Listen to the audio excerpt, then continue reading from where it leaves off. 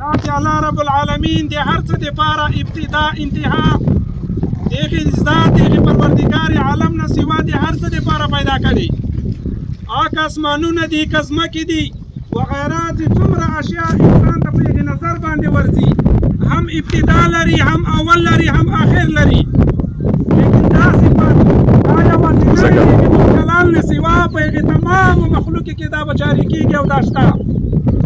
الله رب العالمین فرمایي ویبقى وجه ربک ذو الجلال والاکرام. صرف هغه د هغې لوی د هغې ذات د هغې جلال او د هغې کرامت والا ذات دا به په مخ د هغې نظام باندې مابقیه نظام به ټول ختم وي، صرف د الله رب العالمین ذات به باقي وي. بیا مفسرینو لیکلي کله چې الله رب العالمین تمام د هغې دنیا مخلوقات ختم کړي، د دی ارواح قبض شي، هغه اته ملایکې چې عرش معلا د هغه یوازینی پورته نیولی ده، دې باندې به لمبه راورسېږي، د دې ارواح به هم قبض کړي. بالاخره سلسله جاري هغې څلورو مقربو ملایکو ته خبره راورسېږي. هغه معززې ملایکې چې چاته د هغې وخې ډیوټۍ په دې باندې مقررې، چاته د هغې باران ورولو لوی مقام په هغې ملایکه وکرلي. هغه ملایکه چې د انسانانو ارواح قبض کوي، ذوي روح اشیاء او روحونه قبض کوي، دې باندې آخري سلسله راورسېږي.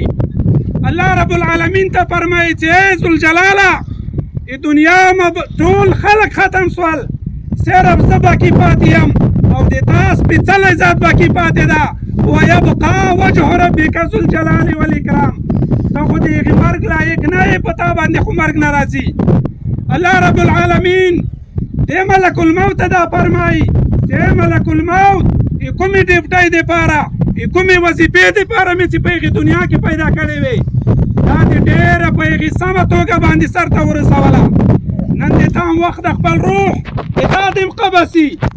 هغه ملایکه د انسانانو ارواح قبض کوي، یوه ورځ داسې راتلونکې چې دا به هم د هغې خپل روح د هغې لاسه ورکوي. صرف هغه رب ذوالجلال به باقي وي، تمام نظام دا به ټول درهمي بلکل یو شی به په مخ د هغې ځمکه باندې باقي نه وي. نو الله رب العالمین به څه کوي د دې نظام سره؟ الله خو چې دغه نظام پیدا کړی، ځمکې اسمانونه یې پیدا کړي دي، دا خو د هغې مسلمان د هغې وحدانیت د عباداتو دپاره دي. الله رب العالمین هو لکه یو کتاب و کتابچه داسې دغه نظام کټ کړي او روه بنغاړي. درې وارې دغه نظام مکمل داسې رغبر کړي او بیا به داسې غلام کړي.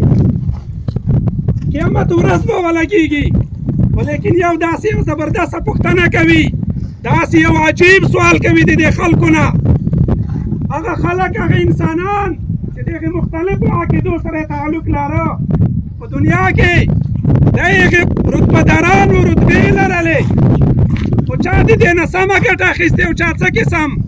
الله رب العالمین به اعلان وکړي د دغې مخلوق په مابین کې لمن الملک اليوم، نن د هغې چا بادشاهي ده، نن د چا حکومت ده.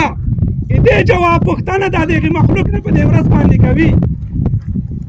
ولیکن دغه د دنیا بادشاهیان، دا د هغې دنیا په هغې سوونو ملکونه چې په دې باندې په زرګونو په سلاوه تېر سول، هر طرف ته به یوه داسې خاموشي خوره وي، داسې یوه ویره به په هغې مخلوق کې خوره وي. د دې پوښتنې جواب به څوک ورنه کړي.